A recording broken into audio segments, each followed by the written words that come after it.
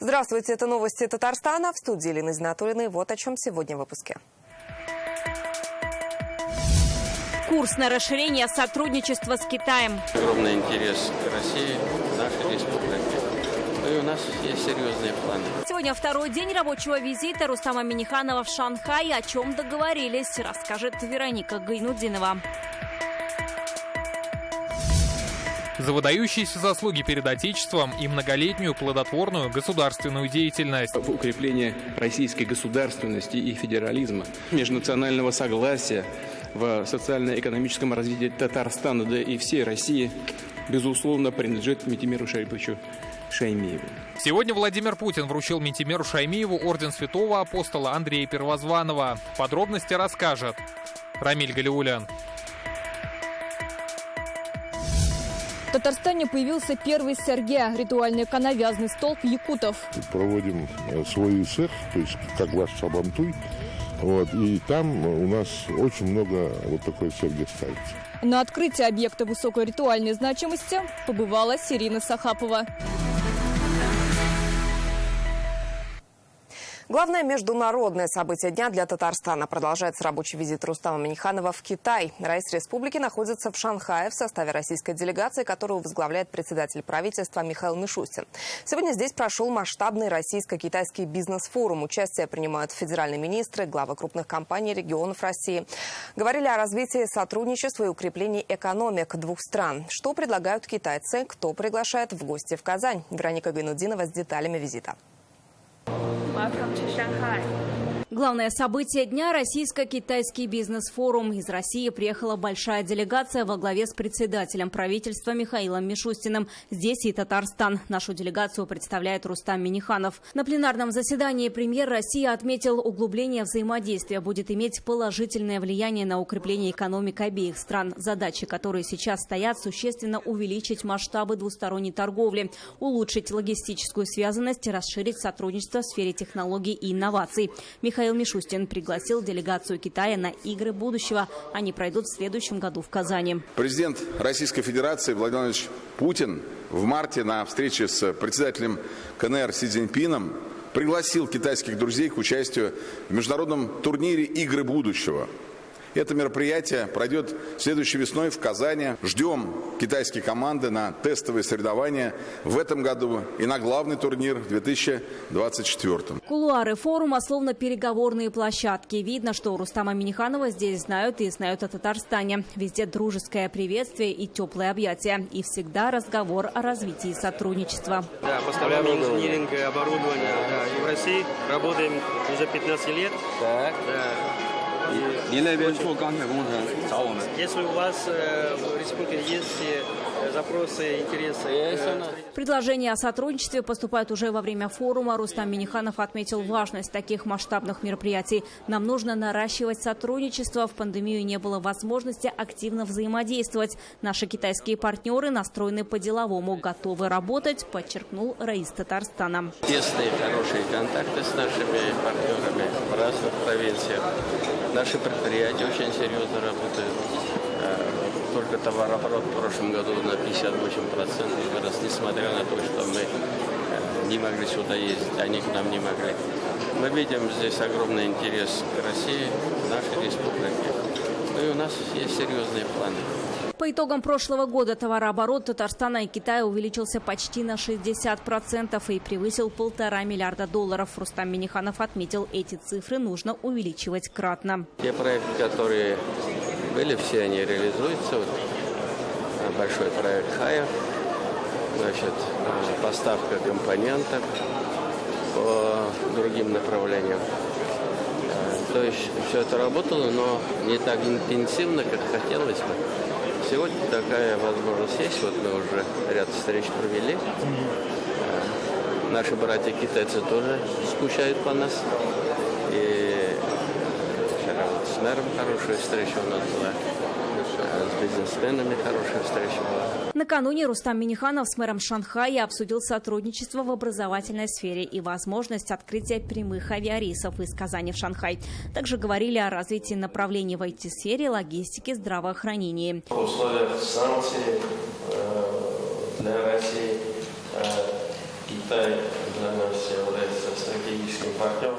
В городе Хэфэй, провинции Аньхой, Рустам Минниханов встретился с губернатором Ван Цинсянем. Аньхой находится на востоке Китая. Население 61 миллион человек. В 2017 году между правительством Татарстана и народным правительством провинции было подписано соглашение о торгово-экономическом, научно-техническом и гуманитарном сотрудничестве. Бизнес-форум в Шанхае, наш визит в вашу прекрасную провинцию – это результат поистине беспрецедентных отношений между нашими странами, которые стали возможны во многом благодаря стратегическому руководству и личным усилиям наших глав государств. Сегодня в Татарстане обучается около 2000 китайских студентов. Обмен очень важная работа, отметил Рустам Минниханов и предложил развивать научные и образовательные направления. Кроме торгово-экономических наших бизнес-отношений, очень важно развивать наше сотрудничество в области гуманитарной сферы. Ваша провинция и наша республика являются ведущими научно-образовательными центрами. Нам важно наладить плотный контакт наших исследовательских и образовательных центров. В свою очередь, губернатор провинции отметил, между нашими народами имеется традиционная дружба. И в нынешней сложной международной ситуации Китай и Россия сохранили надежные отношения. С Аньхоем у Татарстана установлены дружественные связи. Рустам Минниханов пригласил команду из провинции на игры будущего в Казань. Вероника Гайнудинова, Марат Хусаинов, ТНВ, Шанхай. За выдающиеся заслуги перед Отечеством и многолетнюю плодотворную государственную деятельность. Сегодня Владимир Путин наградил государственного советника Татарстана и первого президента республики Минтимера Шаймиева орденом Святого апостола Андрея Первозванного. Это высший государственный орден страны. В Новой России им награждены 25 человек. Среди них лидер Китая Си Цзиньпинь, писатель Александр Солженицын, патриарх Московский всея Руси Кирилл. Минтимер Шаймиев стал первым татарстанцем, удостоенным этого ордена. Президент страны отметил, Минтимеру Шаймиеву принадлежит огромная заслуга в укреплении российской государственности и федерализма, межнационального согласия и социально-экономического развития Татарстана. О том, как все было, Рамиль Галиуллин. Добрый день, уважаемые дорогие друзья.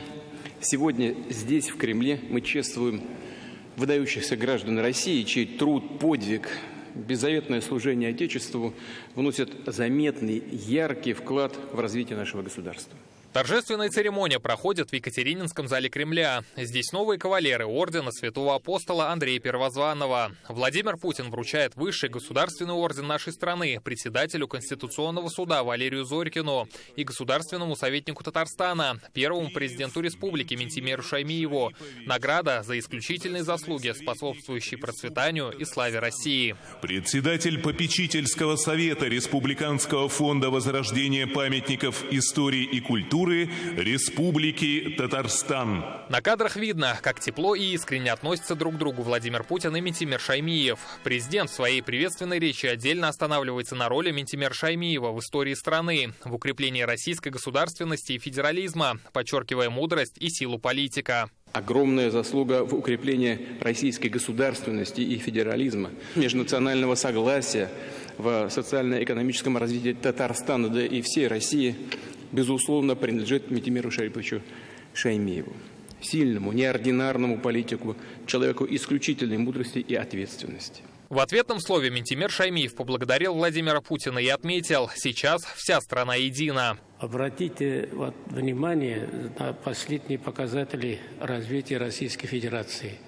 По всем основным экономическим, не говоря о политике, которую проводим и вами, она как никогда по основным направлениям развития страны положительная. Иной раз мы уже проходили очень сложный путь и проходим, продолжаем, но наша подготовленность и внутренняя, которая проявляется в патриотизме наших граждан в такой степени, какой вот сегодня, она говорит, что мы сильны, мы едины. В этом заслуга главы государства, подчеркивает Минтимер Шаймиев. Единство и взаимопонимание,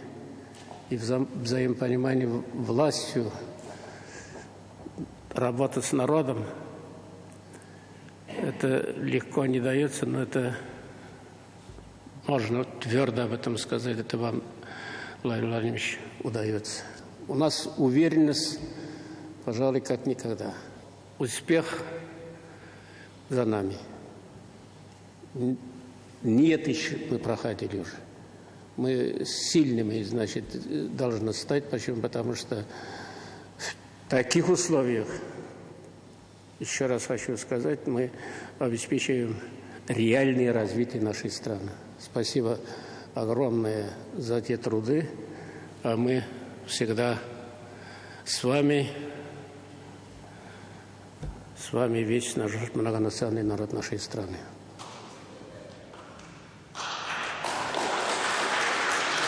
Минтимер Шаймиев возглавил республику в самый сложный период, в годы становления российской государственности, и оставался на посту почти 20 лет. Благодаря ему в Татарстане удалось сохранить межнациональный и межконфессиональный мир, добиться серьезных успехов в экономике и социальной сфере.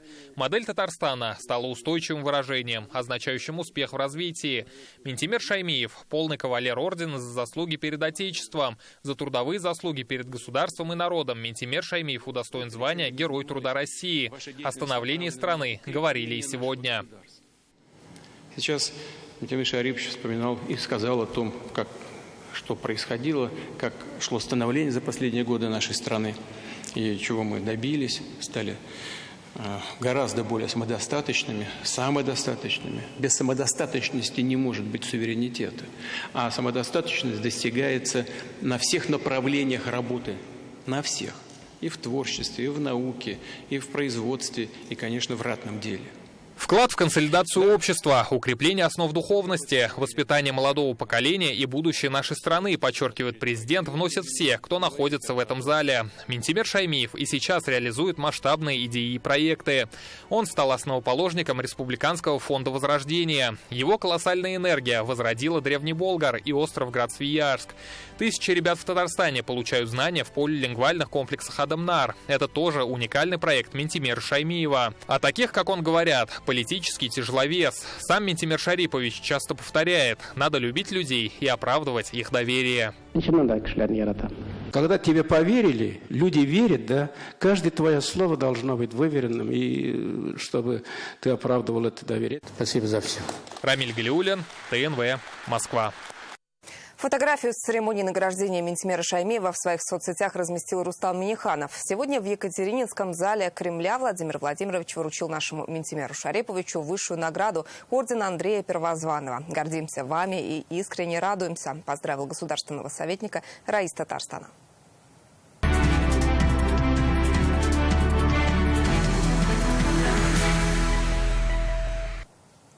Сегодня в Казани стартовал всеармейский этап Международной олимпиады курсантов военных вузов страны. Соревнования такого уровня проводятся в 7-й раз. Проверить свою силу и выносливость приехали больше 200 ребят со всех субъектов России – суворовцы, летчики, моряки и другие.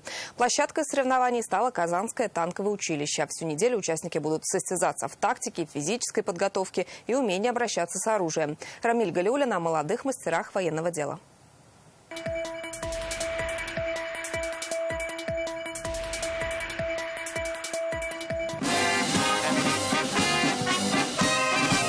Строевым маршем под звуки оркестра. Так в Казани дают старт масштабным всеармейским соревнованиям. На плацу танкового чеканят шаг участники состязаний военных вузов страны. Они знают все о военном деле и физической подготовке. От Калининграда до Владивостока. В Казань приехали больше 200 участников из 31 высшего учебного заведения Министерства обороны России. Татарстан, как принимающая сторона, в соревнованиях не участвует. Готовились усердно. Илсаф Хабибуллин, капитан сборной Сызранского авиационного училища, говорит, ребята прошли хорошую подготовку и ставят самые высокие задачи. Успех – это сплоченность команды.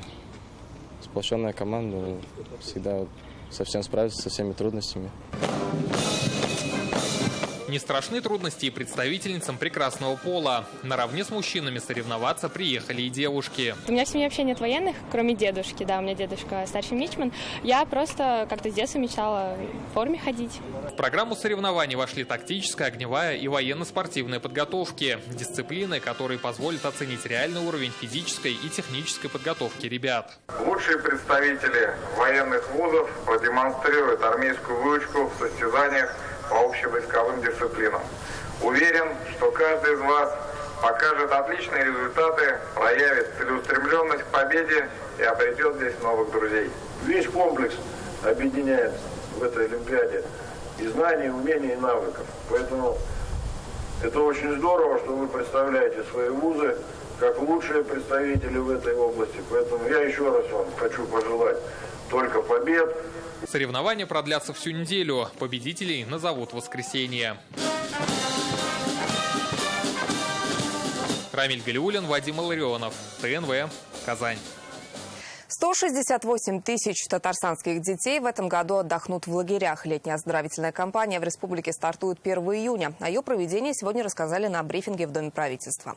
На детский отдых в этом году выделили более 2 миллиардов рублей. На Черноморском побережье отдохнут 5 тысяч ребят. И это несмотря на недавнее снижение спроса по этому маршруту.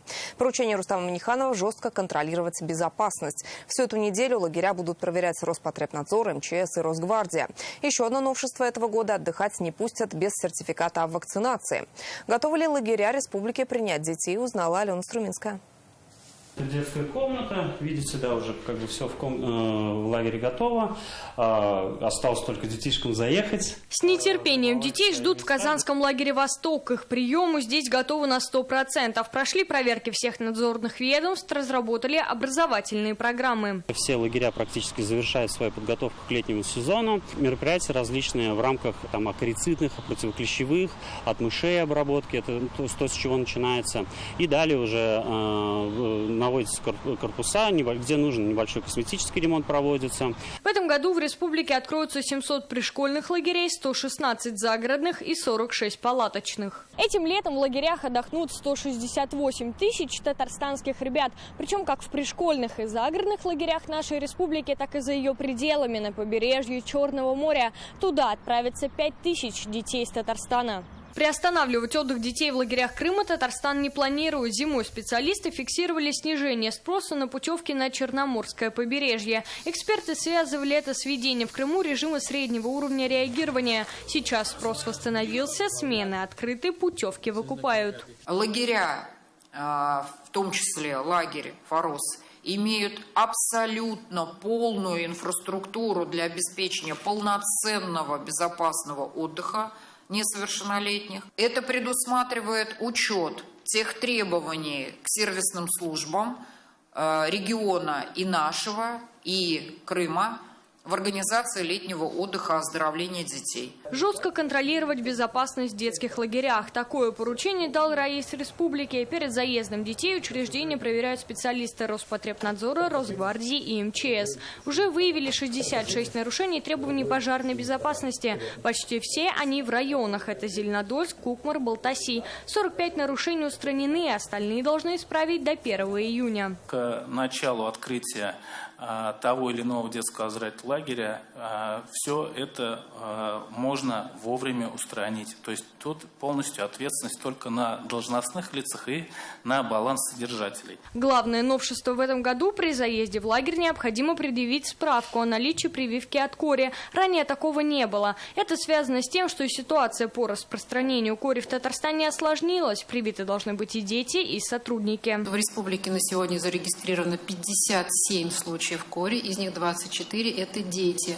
Все случаи среди непривитых лиц. После капитального ремонта в этом году детей примут 2 лагеря: Чулпан в Атнинском районе и Добрый в Казани. Впереди ремонт еще 15 учреждений. В этом году у нас уже 15 лагерей в 14 муниципальных образованиях. В этих лагерях тоже включены в программу, и финансирование составило 1 350 000 000. Особое внимание также уделяют организации бесплатного отдыха для детей мобилизованных. Таких заявок по республике сейчас более 6 тысяч. В среднем по Татарстану путевка в лагерь обойдется от 5 до 36 тысяч рублей. Алена Струминская, Лейсан Саитова, ТНВ, Казань.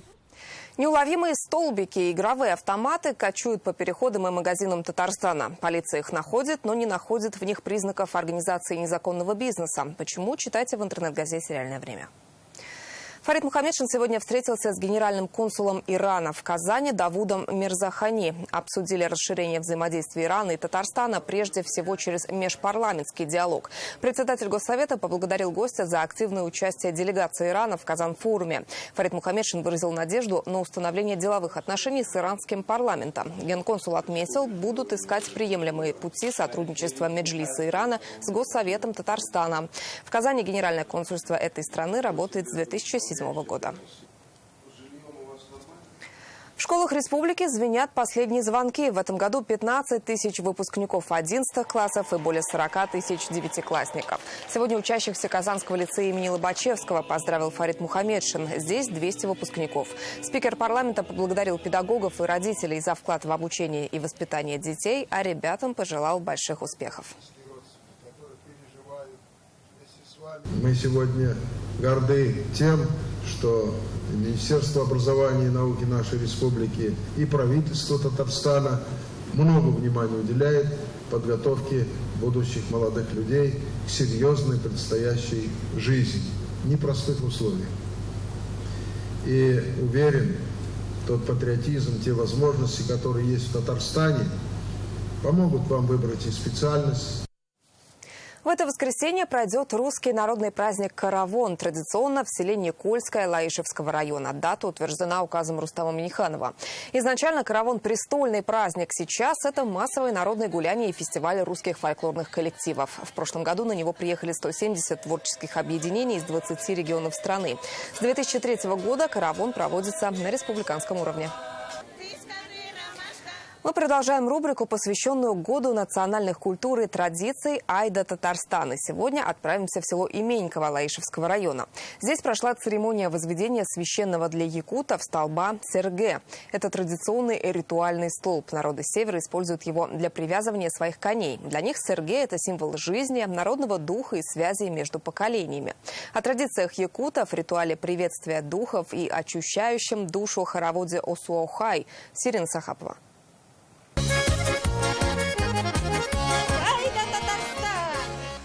В честь установки Серге на территории Татарстана Уруй! Уруй! Якутский Уруй Айхал переводится на русский как «славься». Так татарстанские якуты приветствуют первый возведенный в республике Серге – коновязный столб северных народов. Он используется в обрядах и ритуалах. Его создал якутский мастер Александр Павлов. Вырезал коновязь 3 дня из бревна лиственницы, привезенной из Иркутской области. Свободное от работы время я изготавливаю эти ритуальные традиционные коновязи Серге. В 13 странах мира я установил 14 Серге. Серге бывает 3 видов, рассказывает Александр Павлов. Первый – бытовой. Якуты его используют для привязывания коней около своих домов. Второй ставят в священных местах для ритуальных обрядов и народных праздников, например, Исыаха. Третий вид Серге семьи ставят в честь больших дат, свадеб и юбилеев. Они через Серге обращались Всевышнему. Установленный в Лаишевском районе Серге олицетворяет дружбу между народами республики. На вершине 5-метрового столба в знак гостеприимства красуется чирон, сосуд, из которого якуты пьют кумыс. О желании мира на земле говорят направленные в 4 стороны света ветви, чтобы отгонять злых духов, они украшены пучками конских волос. Зажигаем огонь и будем просить духов благополучия, Возводят СРГ по всем якутским традициям. В 8-гранном обруче с помощью конских волос зажигают огонь. По преданию, пламя должно вызвать местных духов. Чтобы их задобрить, костер кормят священным якутским напитком кумысом и оладьями с саламатом, блюдом, дарящим силы и здоровье. 40 человек по одной лопатке. Быть причастным к возведению СРГ – большая честь для мужчин. Каждый кладет по одной лопате земли, которая сразу же утрамбовывается. Женщинам участвовать в обряде запрещено. Это может разозлить духов. Поэтому они поддерживают мужчин морально. Каждый в национальном платье со сборками холодая. На голове бастынга – металлический обруч с длинными подвесками с двух сторон. На груди украшение илинка-бихер, состоящий из 3 элементов цепочек. Они символизируют защиту от злых духов, привлекают богатство и плодородие. У нас представлено вот ураса, это вареное наше мясо, абсолютно только варится и солится без всяких специй. И здесь представлен комплекс, как будто это тайга. Стол полон якутскими национальными лакомствами. Тут украшенная брусникой отварная оленина и говядина. В центре внимания рыба чир, которую можно встретить только в северных реках России. И молочная продукция – курчук и саламат. Якутяне, они же все вот мясо отваривают и промакивают. Вот это у нас курчук называется. Курчук – это молочный, вот это, который. С курчука делается также, соус делается, брусника с этим курчуком перемешивать и соус. И вот это мясо макает, вот так кушает у нас. Здесь у нас идет саламат, тоже основан на молоке, молочный продукт, но тут плюс еще идет и масло, и еще мука. И варится это все дело.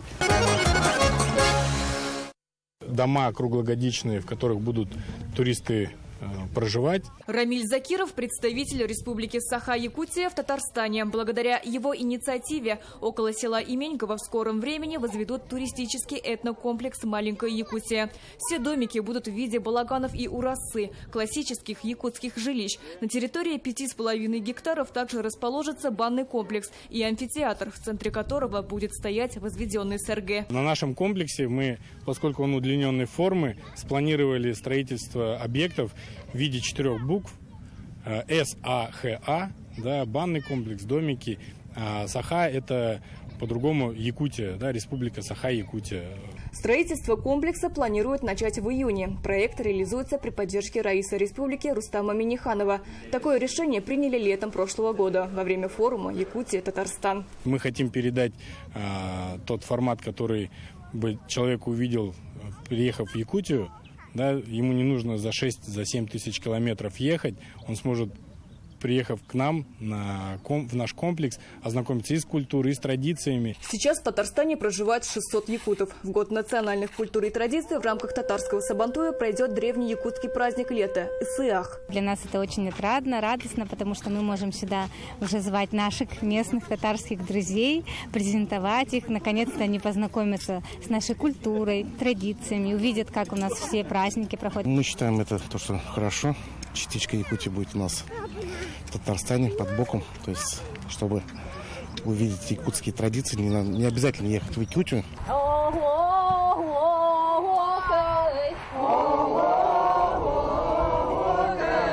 Под национальные якутские песни обряд завершился хороводом Асуахай. Считается, что участие в нем очищает душу и приветствует духов. Сирина Сахапова, Данил Филатов, ТНВ, Лаишевский район.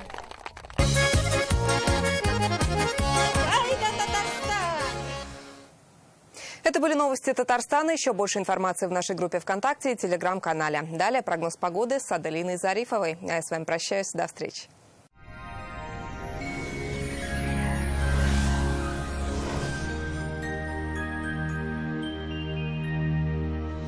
Любители жаркой погоды, настало ваше время. В Татарстан пришло настоящее лето. Здравствуйте! Знойный антициклон продолжает удерживать в республике высокую температуру. Подробный прогноз смотрите в ближайшие минуты. Компания «Данил Мастер» дарит подарки. Весенняя скидка на заказ корпусной мебели 20%. Торопитесь. Акция действует только до конца мая. Подробности по телефону 2 167 166. А теперь о погоде. По данным сервиса Яндекс.Погода, в Бугульме, Бавлаха и Азнакаево температура продолжит повышаться. Осадков ждать не стоит. Ночью плюс 12, днем до плюс 29. Без осадков и еще теплее будет в Набережных Челнах, Нижнекамске и Елабуге. Ночью ожидается около 14 градусов тепла, днем столбики термометров поднимутся до отметки в 30 градусов выше 0. Малооблачно и сухо в Агрызе, Менделеевске, Актаныше. Ночью около 11 градусов тепла, а днем до 30 градусов со знаком плюс. В Арске, Кукмаре и Балтаси не менее жаркая погода. Ночью ожидается 13 градусов тепла, а днем до 30 градусов выше 0. В Болгаре, Держаном, Буинске солнце спрячется за тучи, но вероятность осадков будет по-прежнему минимальной. В темное время суток до плюс 16, днем значительно теплее, до плюс 28. В Альметьевске, Чистой, Полимамадыше осадки не ожидаются. Ночью до 14 градусов тепла, днем воздух прогреется до 30 градусов выше 0. В четверг в большинстве районов республики температура превысит 30-градусную отметку. Банк Аверс оказывает весь спектр банковских услуг для частных лиц и корпоративных клиентов. Для бизнеса банк предлагает услуги по расчетно-кассовому обслуживанию, кредитованию, банковские гарантии, продукты с возможностью эффективно размещать свободные денежные средства. Банк Аверс предлагает комплексное расчетно-кассовое обслуживание бизнеса, надежность проведения операций, онлайн-резервирование счета в течение 20 минут, открытие расчетного счета бесплатно, доступ к современным дистанционным сервисам, профессиональное сопровождение внешнеэкономической деятельности. Банк Аверс – надежный партнер для вашего бизнеса. В столице Татарстана малооблачно и без осадков. Ночью до 17 градусов тепла. Днем будет жарко до плюс 29. Ветер юго-восточный порывистый. Атмосферное давление 760 миллиметров ртутного столба. Влажность воздуха низкая, около 30%. Магнитное поле Земли слабо возмущенное. Погодные условия неблагоприятны для метеозависимых людей. Старайтесь избегать открытого солнца и берегите себя. Пусть солнечные лучи несут вам позитив и дарят удивительное настроение. В студии была Аделина Зарифова. Смотрите ТНВ и будьте в курсе всех событий. До встречи!